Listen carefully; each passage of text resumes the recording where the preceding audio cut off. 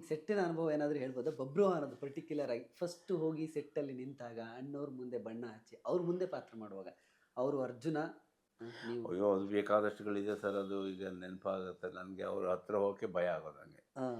ಈಗ ಅವರು ಆ ಮೇಕಪ್ ಟೆಸ್ಟ್ ಹಾಕ್ಕೊಂಡು ಓ ಓ ಓ ಅಂತ ಎದ್ದು ಬಂದರೆ ನಾನು ಇನ್ನೂ ಗೇಟ್ ಒಳಗಡೆ ಹೋಗ್ತಾ ಇದ್ದೀನಿ. ಹ್ಞೂ.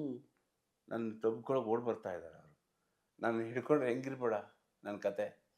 ಕೊಳೋ ಅಂತ ಅಳೋದೊಂದು ಕಣ್ಣಲ್ಲಿ ನೀರು ಬಿಟ್ಟರೆ ಇನ್ನೇನೂ ಇಲ್ಲ. ಆ ಕಣ್ಣೀರಿಗೆ ಆ ಮೇಕಪ್ ಎಲ್ಲ ಕರಗೋಯ್ತು. ನನ್ನ ಆನಮನೆ ಆಯಿತು ಒಂದು ಘಟನೆ. ಅದು ಬಿಟ್ಟರೆ ನಾನು ಮದ್ರಾಸಲ್ಲಿ ನನಗೆ ಕರ್ಕೊಂಡೋಗಿ ಶೂಟಿಂಗ್ ಶುರುವಾಯಿತು. ಫಸ್ಟ್ ಶಾಟ್ ನಾನು ಬೇಡ್ಕೊಂಬಿಟ್ಟೆ ಅವರಿಗೆ, ಹುಣಸೂರವ್ರಿಗೆ. ನನಗೆ ಹೆದರಿಕೆ ಆಗುತ್ತೆ, ಇಷ್ಟು ದೊಡ್ಡ ವಾಹಿನಿ ಸ್ಟುಡಿಯೋದಲ್ಲಿ ನನಗೆ ಹೆಂಗೆ ಹೋಗ್ಬೇಕು, ಏನು ಮಾಡಬೇಕು, ಡೈಲಾಗ್ ತಲೆ ಹೋಗೋದ್ರಿಂದ ನನಗೆಲ್ಲ ಬರೋದಿಲ್ಲ ಅಪ್ಪಾಜಿ. ನಾನು ಸಣ್ಣ ಪಾತ್ರ, ಸಣ್ಣದೊಂದು ಡೈಲಾಗ್ ಕೊಡಿ ಸಾಕು, ನಾನು ಅಷ್ಟೇ ಮಾಡ್ತೀನಿ ಅಂತ ಅವ್ರಿಗೆ ಗಂಟು ಬಿದ್ದೆ ನಾನು. ಹೂನಪ್ಪ, ಇವತ್ತಿನ ಪಾಠ ನಿನಗೆ ಬರೀ ಕಲ್ಯಾಣ ಮಸ್ತು ಅಂತ ಹೇಳು ಸಾಕು ಅಂದರು. ಕಲ್ಯಾಣ ಮಸ್ತು ಅಷ್ಟೇ, ನಾನು ಅಷ್ಟೇ ಹೇಳಪ್ಪ, ಇವತ್ತು ಅಷ್ಟೇ ಇರೋದು. ಅದನ್ನು 3 ಸಲ ಹೇಳಬೇಕು, 3 ಸಲ 3 ವಿಧವಾಗಿ ಹೇಳಬೇಕು. ಅದು ಹೇಗೆ ಹೇಳಬೇಕು ಅಂತ ನಾನಾಗಲಿ ಅವರ ಅಣ್ಣಾರಿ ತೋರಿಸ್ತಾನೆ ನಿಮಗೆ ಅಂತ ಹೇಳಿದ್ರು. ನನಗೆ ತೋರಿಸಿದ್ರು, ರಾಜ್ಕುಮಾರ್ ತೋರಿಸ್ಕೊಟ್ರು. ಕಲ್ಯಾಣ ಮಸ್ತುನ 3 ಸಲ 3 ವಿಧದಲ್ಲಿ ಹೇಗೆ ಹೇಳಬೇಕು ಅಂತ. ಅದು ನನಗೆ ಏನಕ್ಕೆ ಅಂತ ನಂಗೆ ಗೊತ್ತಿಲ್ಲ. ಅದು ಆ 3 ವಿಧವಾಗಿ ಹೇಳೋದನ್ನು ಅದು 3 ಕಥೆಯಾಗಿ ಹೋಗುತ್ತೆ ಅದರಲ್ಲಿ. ಹೌದು. ಆಮೇಲೆ ಗೊತ್ತಾಯ್ತು ನನಗೆ, ಅದು ಗೊತ್ತಿಲ್ಲ ನಮಗೆ. ಹಾಗಾಯಿತು. ಫಸ್ಟ್ ಶಾರ್ಟೇ ನನಗೆ ಕಲ್ಯಾಣ ಮಸ್ತು ಅಂತ ಹೇಳೋಕ್ಕೆ ಮುಂಚೆ ಎಂಟ್ರಿ ಇದ್ದಲ್ಲ, ಕೃಷ್ಣನ ಎಂಟ್ರಿ. ಆ ಮಹಾದ್ವಾರದಲ್ಲಿ ಎಂಟ್ರಿ ಆದ ತಕ್ಷಣ ರಾಜ್ಕುಮಾರ್ ಬಂದು ಪಾದ ತೊಳಿಬೇಕು, ಆ ಥರ ಸೀನ್ ಇಟ್ಬಿಟ್ಟಿದ್ದಾರೆ. ಅವ್ರು ನನ್ನ ಕಾಲು ಮುಟ್ಟಿ ಪಾದ ತೊಳಿತಾರೆ ಅಂದರೆ ನನಗೇನಾಗುತ್ತೆ, ನನಗೇನಾಗಬೇಕು, ನಡ್ಕ. ಈ ಕಡೆ ಬಿ ಸರೋಜದೇವಿ, ಈ ಕಡೆ ಕಾಂಚನ, ರಾಜ್ಕುಮಾರ್ ಇಬ್ಬರು ಇದ್ದಾರೆ, ಕೂತ್ಕೊಂಡು ಬೆಂಡಾಗಿ ಕಾಲು ತೊಳಿಬೇಕು ಕೃಷ್ಣನ ಎಂಟ್ರಿಗೆ. ನನ್ನನ್ನು ಕೂಡಿಸಿದ್ದಾರೆ ಅಲ್ಲಿ. ಒಂದು ವೇಳೆ ಇವರೇ ಹೇಳ್ತಾರೆ, ಕಿವಿಲಿ ಬಂದು ಹೇಳ್ತಾರೆ ಡೈರೆಕ್ಟ್ರು, ಏನೇ ನೀನು ಅದೃಷ್ಟವಂತ, 100 ಚಿತ್ರ, 150 ಚಿತ್ರ, 200 ಚಿತ್ರ, ಆ ಮಹಾನಟರುಗಳು ನಿನ್ನ ಕಾಲು ತೊಳಿತಾ ಇದ್ದಾರೆ ನೋಡು ಅಂದ್ಬಿಡೋದ ಹುಣಸೂರವರು.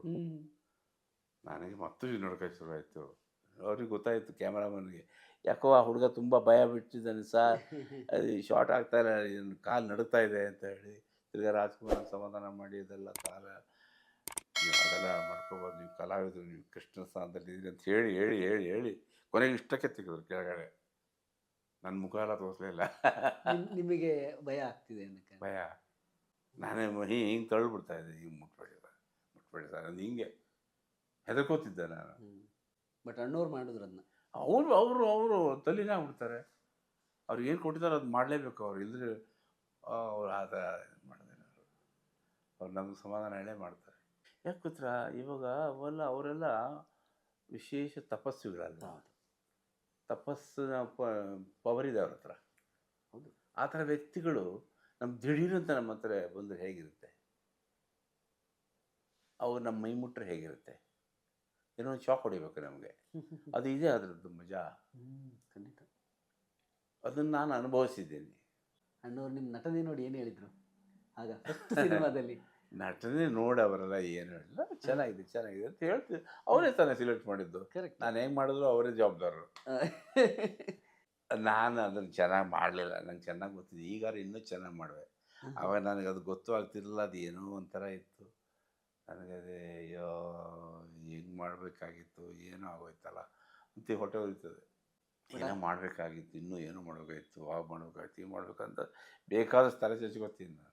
ಈಗ ನೋಡಿದಾಗ ಆವಾಗ ನಾನು ಎಳಪು ಅರ್ಥ ಆಗ್ತಿರ್ಲಿಲ್ಲ. ಅಣ್ಣವ್ರ ಜೊತೆ ಒಂದು 3-4 ಸಿನಿಮಾ ಮಾಡಿದ್ರು ಸರ್? ಇಲ್ಲ, 2 ಸಿನಿಮಾ ಮಾಡಿದೆ. ಭಾಗ್ಯವಂತರು. ಹಾಂ, ಭಾಗ್ಯವಂತಲ್ಲಿ ಒಂದು ಪುಟ್ಟ ರೋಲ್ ಮಾಡಿದೆ.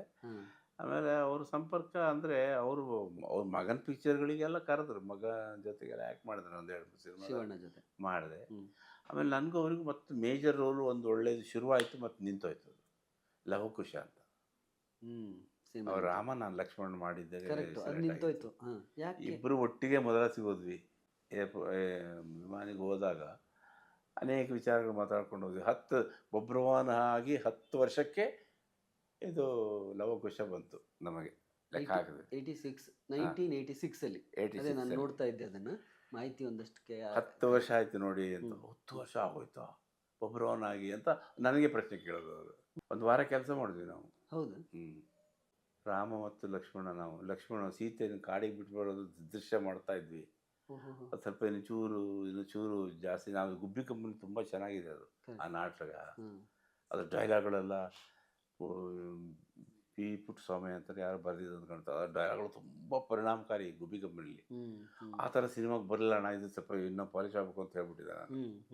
ತಿರ್ಗಾ ಗುಬ್ಬಿ ಕಂಪನಿಯನ್ನು ಕರೆಸಿ ಆ ಡೈಲಾಗ್ ಎಲ್ಲ ಹೇಳಿಸಿದ್ರು ಅವ್ರು ಅಣ್ಣವರು, ಅದನ್ನೆಲ್ಲ ಮಾಡಿಸಿದ್ರು. ಆದರೆ ಅಲ್ಲೆಲ್ಲೋ ಪ್ರೊಡ್ಯೂಸರ್ ಒಳಗೆ ಏನೋ ತಿಕ್ಕಾಟ ಬಂದು ಆ ಪಿಕ್ಚರ್ ನಿಂತೋಯ್ತು. ಡೈರೆಕ್ಟರ್ ಯಾರಿದ್ರು ಸರ್ ಅದಕ್ಕೆಲ್ಲ ಅವಕಾಶ? ಅದಕ್ಕೆ ಸಂಗೀತಂ ಶ್ರೀನಿವಾಸರಾವ್, ಜಯಪ್ರದಾ ಸೀತೆ ಆಗಿದ್ರು. ಆ ಚಿತ್ರ ಚೆನ್ನಾಗಿರೋದು, ಚೆನ್ನಾಗಿರೋದು. ನಿಮ್ಮ ಕರಿಯರ್ಗೆ ಒಂದು ದೊಡ್ಡ ಇದಾಗಿರೋದು ಆ ಸಂದರ್ಭ. ಅಣ್ಣವ್ರ ಜೊತೆ ಕೆಲಸ ಮಾಡ್ತೀರಿ, ಅದೊಂದು ಬೇರೆನೇ ಅನುಭವ.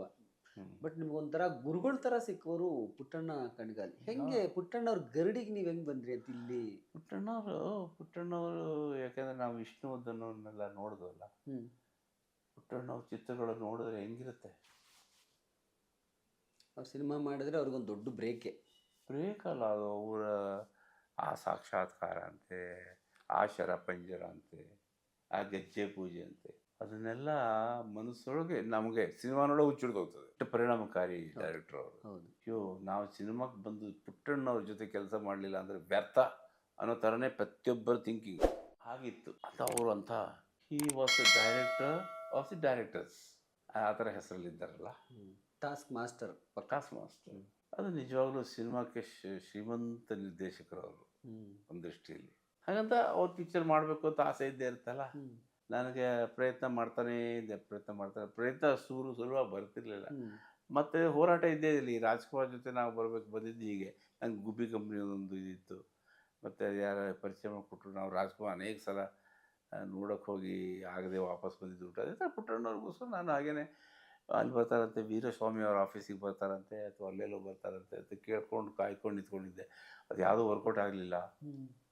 ಕೊನೆಗೆ ಒಂದು ಪತ್ರಿಕೆಯಲ್ಲಿ ಬಂತು, ಈಗ ಪಿಕ್ಚರ್ ನಾನು ಮೇಕಪ್ ಆಗಿ ನಿಂತೋಯ್ತಲ್ಲ, ಕೃಷ್ಣನ ಮೇಕಪ್ ಆಗಿತ್ತಲ್ಲ, ಅದನ್ನು ನಿಂತ್ಕೊಂಡು 6 ತಿಂಗಳ ಟೈಮ್ ಸಿಕ್ತು ನನಗೆ. ಇಲ್ಲಿ ನಾಟಕದಲ್ಲಿ ಇರುವಾಗ, ಅಲ್ಲೆಲ್ಲೋ ನಾಟಕದಲ್ಲಿರುವಾಗ ಗದಗಕ್ಕೆ ಹೋದೆ ನಾನು. ಅಲ್ಲಿ ಯಾವುದೋ ಒಂದು ಪತ್ರಿಕೆ ಯಾವುದೋ ಒಂದು ಪತ್ರಿಕೆಯಲ್ಲಿ ಪುಟ್ಟಣ್ಣವ್ರು ಹೊಸ ಮುಖ ಬೇಕಾಗಿದ್ದಾರೆ ಅಂತ ಬಂತು. ಅದನ್ನು ನೋಡ್ಕೊಂಡು ಮತ್ತೆ ಓಡ ಬಂದೆ ಬೆಂಗಳೂರಿಗೆ ಆಡಿಷನ್ ಟೆಸ್ಟ್ಗೆ. ಅದು ಯಾವುದೋ ಫಲಿತಾಂಶ ಅಂತ ಒಂದು ಸಿನಿಮಾ ಮಾಡ್ತೀನಿ, ಅದಕ್ಕೆ ಬೇಕಾಗಿದ್ದಾರೆ ಅಂತ ಆಯಿತು. ನಾನು ಎಲ್ಲ ರೆಡಿ ಮಾಡ್ಕೊಂಡು ಜುಬ್ಬೆಲ್ಲ ರೆಡಿ ಮಾಡಿಕೊಂಡು ಓಡಿದೆ. ಅದು ಏರ್ಲೈನ್ಸ್ ಹೋಟೆಲ್ ಅಂತ ಬೆಂಗಳೂರಲ್ಲಿದೆಯಲ್ಲ, ಅಲ್ಲಿ ಕ್ಯೂ ಶುರುವಾಗಿತ್ತು ನಾನು ಹೋಗಾಗ. ಆ ಕ್ಯೂನಲ್ಲಿ ನಿಂತ್ಕೊಂಡೆ. ಕ್ಯೂ ಎಲ್ಲಿಯೋ ಒಂದು ಫಲಾಂಗ್ ಮೇಲೆ ತಿರುಪತಿ ಕ್ಯೂ ಥರ ಅಲ್ಲಿದೆ. ಎಲ್ಲ ಒಳ್ಳೊಳ್ಳೆ ಹುಡುಗರುಗಳು, ಇಂಜಿನಿಯರ್ ಹುಡುಗರುಗಳು, ಆರ್ಟಿಸ್ಟ್ಗಳೆಲ್ಲ ಬಂದಿದ್ದರು, ಯಂಗ್ಸ್ಟರ್ಸ್. ನಾನು ನಿಂತ್ಕೊಂಡು 8 ಗಂಟೆ ನಿಂತ್ಕೊಂಡವನು ನನಗೆ ಒಳಗಡೆ ಪುಟ್ಟಣ್ಣವ್ನು ನೋಡಿದ್ರೆ 11:30 ಆಗಿದೆ. 11:30, 12 ಗಂಟೆ ಆಗಿದೆ. ಬೆಳಿಗ್ಗೆ 8 ಗಂಟೆ ಹೋಗಿ ನಿಂತ್ಕೊಂಡಿದ್ದೀನಿ. 3-4 ತಾಸು ಕ್ಯೂ ಹೋಗ್ತಾನೇ ಇಲ್ಲ, ಅಷ್ಟೇ ಹೋಗ್ತದೆ. ಕೊನೆಗೆ ನಾವು ಒಳಗಡೆ ಹೋಗ್ಬೇಕಾದ್ರೆ 5-6 ಜನ ತಳ್ತಿದ್ರು ಒಳಗೆ. ಹೋಗ್ರಿ ಒಂದೇ ಸಲಕ್ಕೆ. ಒಬ್ಬೊಬ್ಬನಿಗೆ ಇಂಟರ್ವ್ಯೂ ಮಾಡಬೇಕಾಗಿತ್ತು ಅವರು. ಅಂತಂದರೆ ನಾನು ಡೈಲಾಗ್ ಎಲ್ಲ ರೆಡಿ ಮಾಡ್ಕೊಂಡು ನಾಟಕದ್ದೆಲ್ಲ ತೊಗೊಂಡೋಗಿದ್ದೆ. ಆದರೆ ನಮ್ಗೆ ಇಂಟರ್ವ್ಯೂ ಇಲ್ಲ, ಏನಿಲ್ಲ. 5-6 ಜನರು ಒಟ್ಟೊಟ್ಟಿಗೆ ಬಿಟ್ಬಿಟ್ರು ರೂಮಲ್ಲಿ. ಆವಾಗ 10 ಗಂಟೆ 11 ಗಂಟೆ ನಂತರ ಅದರಲ್ಲಿ ಚಕ್ಕಂತ ಅವ್ರಿಗೆ ಏನೋ ಬಂತು, ಅಷ್ಟೇ ಅಂತ ಇದ್ದತ್ತು. ನೋಡೋ ಆ ಹುಡುಗನ ಅಡ್ರೆಸ್ ತಗೋಪ್ಪ, ನೆಕ್ಸ್ಟ್ ಅಂದರು. ಲಕ್ಕಿಗೆ ಆ ಅಡ್ರೆಸ್ ನನ್ನ ಗುಬ್ಬಿ ವೀರಣ್ಣವ್ರ ಮನೆ ಅಡ್ರೆಸ್ ಇತ್ತು. ಅಲ್ಲೊಂದು ಮತ್ತೆ ವಿಶೇಷವೇ. ನೀವು ಅದೇ ಅಡ್ರೆಸ್ ಕೊಟ್ಟಿದ್ರಿ? ನಂಗೆ ಇರೋದೇ ಅದು ಅಡ್ರೆಸ್. ನಂದು ಏನಾದರೂ ಕೇಂದ್ರ ಅಂದರೆ ಗಾಂಧಿನಗರದಲ್ಲಿ ನಮ್ಮ ಸುವರ್ಣಮ್ಮ ಅವರ ಗುಬ್ಬಿ ವೀರಣ್ಣವ್ರ ಮನೆ ಅಡ್ರೆಸ್ಸೇ ಕೊಡ್ತಿದ್ದೆ. ಯಾಕಂದರೆ ಫೋನ್ ಇದೆ ಅವ್ರ ಮನೇಲಿ, ಏನಾದ್ರು ವಿಷಯ ಇದ್ದರೆ ಅವ್ರು ಫೋನಲ್ಲಿ ಹೇಳ್ತಾರೆ. ಅದು ನಮ್ಮ ತಾಯಿ ಥರ ಇದ್ರಲ್ಲ ಅವರು ನೋಡ್ಕೊತಾರೆ ನಮ್ಮ ಇದ್ರ ಬಗ್ಗೆ. ಹಾಗಾಗಿ ಅದು ನಾನು ಮತ್ತೆ ಯಾಸ್ ವಿಷಯದ ಇಂಟರ್ವ್ಯೂ ಮುಗಿಸ್ಕೊಂಡು ಮತ್ತೆ ನಾಟಕ ಅಲ್ಲಿ ಓಡಿದ್ದು. ಒಂದು ದಿವಸ ಫೋನ್ ಬಂದಿದೆ, ಆ ಹುಡುಗ ಕಳಿಸ್ಕೊಡಿ ಅಂತ. ಅವರಿಗೆ ಹುಡುಕ್ತಾ ಇದ್ದಾರೆ, ಬರ ಹೋಗ ಏರ್ಲೈನ್ಸ್ಗೆ ಹೋಗ ಅಂತ. ಅಲ್ಲಿಗೆ ಕರ್ಕೊಂಡು ಅಲ್ಲಿಂದ ಮತ್ತೆ ನಮಗೂ ಅವ್ರಿಗೆ ಲಿಂಕ್ ಶುರು ಆಯಿತು. ಅದೊಂದು ಪುಟ್ಟಣ್ಣವ್ರ ಜೊತೆ ಲಿಂಕ್ ಶುರು ಆಯಿತು. ನನ್ನ ಇಷ್ಟಪಟ್ಟರು, ನನಗೆ ಇಂಟರ್ವ್ಯೂ ಕರೆದ್ರು. ಮತ್ತೊಂದು ಸಲ ಆ ಇಂಟರ್ವ್ಯೂ 5-6 ಸಾವಿರ ಹುಡುಗರುಗಳಲ್ಲಿ ಒಂದು 10-12 ಜನ ಹುಡುಗರನ್ನ ಸೆಲೆಕ್ಟ್ ಮಾಡಿದರು. 12 ಜನರಲ್ಲಿ ನಾನು ಒಬ್ಬ. ಅವ್ರನ್ನಲ್ಲಿ ಆಮೇಲೆ ತಿರ್ಗಾ ಅವ್ರನ್ನ ಕ್ಯಾಮ್ರಾ ಮುಂದೆ ನಿಲ್ಲಿಸಿ ಇಂಟರ್ವ್ಯೂ ಮಾಡಿದ್ರು. ಅದರಲ್ಲಿ ನನಗೆ ಹೊಡಿತು ಲಕ್ಕು. ಆ 12 ಜನರಲ್ಲಿ ನನಗೆ ಬಂತು. ನನಗೆ ಡ್ರೆಸ್ ಗಿಸ್ ಎಲ್ಲ ಹೊಲಿಸಿ ಎಲ್ಲ ರೆಡಿಯಾಗಿತ್ತು. ತಿರ್ಗಾ ನನಗೆ ಹೋಗೋಕ್ಕೆ ಆಗಲಿಲ್ಲ, ಆ ಪಿಕ್ಚರ್ಗೆ ಹೋಗೋಕ್ಕೆ ಆಗಲಿಲ್ಲ. ಹೌದು ಸರ್? ಹೌದು. ಯಾಕಂದರೆ ಬಬ್ರ ಒಂದು ಕ್ಲಾಶ್ ಶುರು ಆಯಿತು. ಇದು ಇಲ್ಲಿ ಶುರು ಆಯಿತು. ಅದೇ ಸಿನಿಮಾನೇ, ಫಲಿತಾಂಶ ಸಿನಿಮಾನೇ. ಜಗದೀಶ್ ಬಂದರು ಅಲ್ಲಿ. ಆ ಪಾತ್ರಕ್ಕೆ ನೀವು ಇದ್ದಿದ್ದು. ಸಮಸ್ತ ಕನ್ನಡಿಗರಿಗೂ ನಮಸ್ಕಾರ. ನಮ್ಮ ಸ್ನೇಹಿತರಾದ ಭಾಳ ಆಪ್ತಮಿತ್ರರು ನನಗೆ ಅಶೋಕ್ ದಾವಣಗೆರೆಜಿಯವರು ಡೈಲಿ ಮಾಧ್ಯಮ ಅಂದ್ಬಿಟ್ಟು ಒಂದು ಅದ್ಭುತವಾದ ಯೂಟ್ಯೂಬ್ ಚಾನಲನ್ನು ಮಾಡಿದ್ದಾರೆ. ಭಾಳ ಸಲ ನೋಡಿದ್ದೀನಿ ನಾನು, ತುಂಬ ಚೆನ್ನಾಗಿ ಬರ್ತಾಯಿದೆ ಕಂಟೆಂಟು. ನನಗೆ ಇತ್ತೀಚೆಗೆ ಆ್ಯಕ್ಚುಲಿ ನನಗೆ ಗೊತ್ತಿರಲಿಲ್ಲ ಅವ್ರದ್ದೇ ಅಂತಂದ್ಬಿಟ್ಟು. ಇವಾಗ UI ಪಿಕ್ಚರ್ಗೆ ಸರ್ ಒಂದು ಇಂಟರ್ವ್ಯೂ ಬೇಕು ಅಂದಾಗ ಇವಾಗ ಗೊತ್ತಾಯಿತು, ಡೈಲಿ ಮಾಧ್ಯಮ ನಮ್ಮ ಅಶೋಕ್ ಜಿ ಅವ್ರದ್ದೇ ಅಂತ ಅಂದ್ಬಿಟ್ಟು. ಎಲ್ಲ ಕನ್ನಡಿಗರು ಸಬ್ಸ್ಕ್ರೈಬ್ ಮಾಡಿ. ಭಾಳ ಅದ್ಭುತವಾದ ಬರವಣಿಗೆ ಇರ್ತದೆ. ಅವರು ಪತ್ರಿಕಾ ಮಾಧ್ಯಮದಲ್ಲಿ ಇದ್ದಾಗಿದ್ದ ನನಗೆ ಪರಿಚಯ ಅವರು ಅಶೋಕ್ ಜಿ. ಸೊ ಅದ್ಭುತವಾಗಿರೋ ಕಂಟೆಂಟ್ ಕೊಡ್ತಾರೆ. ಸಬ್ಸ್ಕ್ರೈಬ್ ಮಾಡಿ ಈ ಚಾನಲನ್ನು, ನಮ್ಮ ಡೈಲಿ ಮಾಧ್ಯಮದ ಯೂಟ್ಯೂಬ್ ಚಾನಲನ್ನು ಬೆಳೆಸಿ ನಿಮ್ಮದೇ ಆದ ಕನ್ನಡಿಗರು. Thank you so much. ನಮಸ್ಕಾರ.